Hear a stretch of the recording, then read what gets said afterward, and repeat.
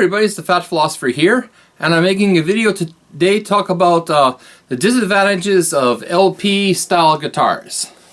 LP of course means Les Paul style guitars, and this is my Les Paul style. It's by Grassroots ESP. I've had the last few months and I've been playing it, and sorry to say I'm going to be going to probably sell it off soon. It's come to me that just LP guitars are just not really my style. Like I did with my Fender Mustang, when I let that one go, I had reasons why I let go with what was otherwise a good guitar. So today I was going to talk about reasons to let go, disadvantages of an LP style guitar.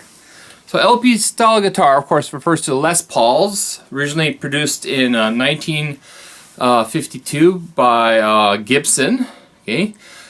Tim McCarty and his team was the engineer behind the Les Paul, and later they got the talent Les Paul to put his name on it about a year later.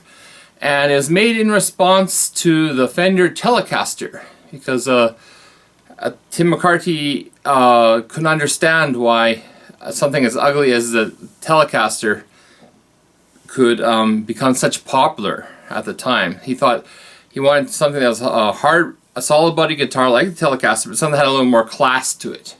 So he made, of course, this type of guitar, which kind of had a violin type look to it, and of course with the the carved body and the binding on it, gave it kind of a more of a classier look than the Telecaster, which he just thought was like a plank of wood and a neck bolted on that anybody could do. He wanted something that not everybody could do, that could appeal to the masses. And of course the LP, actually, when it came out though, wasn't so popular. People even at that time thought they're kind of an outdated type of look, and they only produced them up to 1961, with the models from 1958 to 61 being kind of the classic type of style to it. Later on, some artists started to pick up, even though it's discontinued. Some artists like Eric Clapton on the Beano album kind of picked up onto it and used it on there, and other people who wanted to copy Eric Clapton started wanting to get the Les Paul, but was discontinued, so they started to buy up all those old vintage ones until they started to reproduce them again in 1969.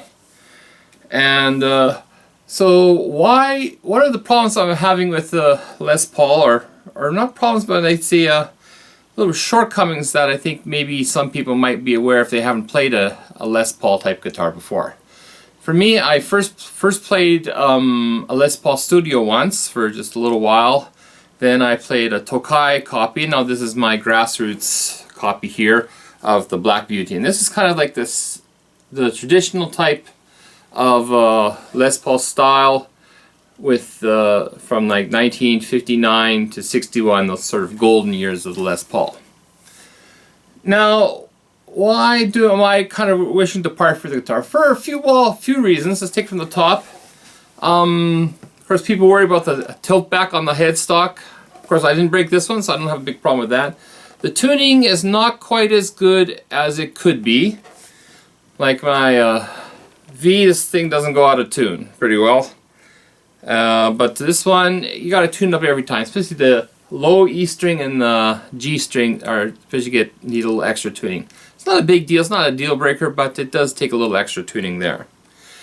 This is about 8 pounds, and some Les Pauls go up to even 12 pounds, so it's a little bit of a heavier guitar. Like, compared to this V here, this seems much more heavier than this, even though this seems like a lot bigger than this one. And so that means when you're playing it, like standing up, you got your shoulder on here, you start to get a little sore in the shoulder after like an hour, like that, so if you're playing for longer times, that's something you might want to consider. And I kind of felt the weight on a little bit. A lot of people that do play Les Pauls have really thick straps. Mine's just like, a regular 2-inch strap. Some people get like 4-inch straps, and they find that helps it a lot. Might be a good idea to invest in that if you do want to get a Les Paul style. So that was the one problem I felt with it. Next is the scale length. This is 24 3/4 scale length, or 628 millimeters style, right? The traditional style there. And I did find a little bit, I have bigger hands, And this is a little more of a guitar suited for smaller hands. So a little bit, especially when you're on the higher frets and you're like trying to solo on there. Not that you can't do it. It just feels that I can, something that's 25 and a half inches, just seems you can flow through those higher end solos. Like some people, of course, some people say that they never play past the 15th fret or something like that, and well, that's good for them, and then maybe that for them at Les Paul is suited for them. But if you're into sort of that speed metal and you're playing a lot up high and really fast, I think you kind of want a little bit the longer scale length. Sounds a little bit better to me. That's one thing I had about it. Next thing is that this joint is really thick in here. So when you're actually trying to get the play up to the 22nd fret and something like that, it's pretty hard to get a good grip on it like you could. Now of course maybe a newer type of modern type of model would have that kind of cutout, but this is like, right now I'm talking about the traditional 58 to 61 style of a guitar there. Another thing, of course, it only has 22 frets, and of course, if you, which is great if you don't go past like the 15th fret, but if you're like into speed metal, you want to play some of their bands, there are songs out there with Steve Vai or like Megadeth that take you up to the 24th fret. And if you don't have that, well, I guess you just can't play those songs really, right? Or you have to, find a workaround on that. And so I would kind of want that a little bit thinner there. Another thing there, arm bevel, it's no sort of arm comfort cut or bevel on there that you get like in a Strat. And this is another thing, when you first play it, you don't really notice too much, but after you're playing for like a half an hour or an hour, it kind of gets a little, your arm gets kind of a little tired, you get a little kind of like indents here in the arm, and you kind of wish this just kind of cut right off there. And well, I'm not going to talk about the tone or the pickups because that's something you could change, right? If you don't like your tone, just switch out the pickups.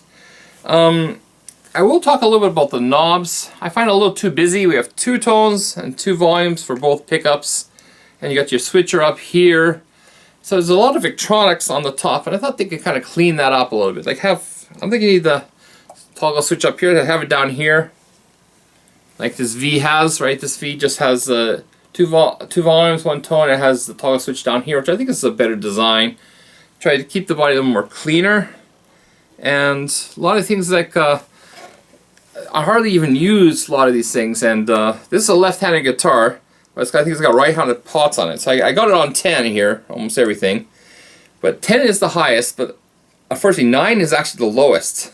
It's kind of a strange, because it spins the wrong way, and it's got these numbers on that mean pretty well nothing, because it spins the wrong way, because I think they put the wrong right-handed pots when they didn't get left-handed pots. So maybe a right-handed person wouldn't have that trouble, but I think it's too busy. I'd rather just have like maybe 1 toggle switch and 1 volume knob. I don't even need the tones on there. So I think the way, like say, a Tele looks or a Strat, a little bit more cleaner on those amount of doohickeys on the thing. So that's what I think is another reason I find a little bit of disadvantage of this. Last thing, I think, is a little bit of the look.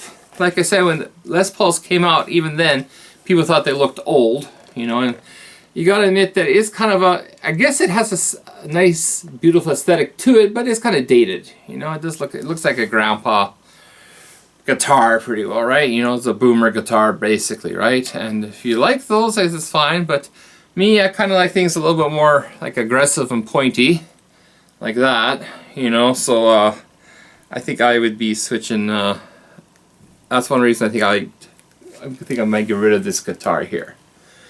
And so it's okay, it's a decent guitar, but it's just not my style for the long run. And I got 2 guitars coming up, which I hope to be more like one would be kind of a Strat style, one is going to be kind of a Warlock type of style to it, and see how I enjoy those more. So they're good guitars, and I can see why people like them. But I think if it's your first time to get an LP guitar, these are just a couple of things to keep your mind out. If you don't want to fiddle around too much with the tuning, you want to play up high, you don't like guitars that are heavy, and you'd rather have more of a clean type of playing area than what you got than instead of a whole bunch of knobs on it, then maybe an LP guitar might not be for you. But anyways, that's a little thing here. So I'm going to be saying goodbye to my guitar Jake here. Once I start maybe put it on an auction, see if I can get the money back I put into it and put it towards something else. Anyways, everybody take care and stay safe wherever you're in the world, and salut!